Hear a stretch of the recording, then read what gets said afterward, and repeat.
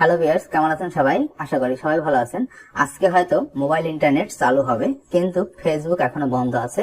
তো আমরা কিন্তু এই মুহূর্তে অনেকেই ফ্রি ভিপিএন অথবা পেইড ভিপিএন দিয়ে ফেসবুক চালানোর চেষ্টা করতেছি, বা অনেকে এখনো ফেসবুক ভিপিএন দিয়ে চালাচ্ছে। কিন্তু ভিপিএন দিয়ে ফেসবুক চালানোর পরেও একটা সিকিউরিটির প্রশ্ন থেকে যায়। এখনকার সময়ে প্রচুর পরিমাণে কিন্তু ভিপিএন ডাউনলোড হচ্ছে। তো এই সুযোগে কিন্তু হ্যাকাররা আপনার মোবাইলের সবকিছু হ্যাক করতে পারে বা কোনো কিছু অ্যাক্সেস নিয়ে নিতে পারে। এই মুহূর্তে ভিপিএন অন করে ফেসবুক চালানো খুব একটা নিরাপদ না।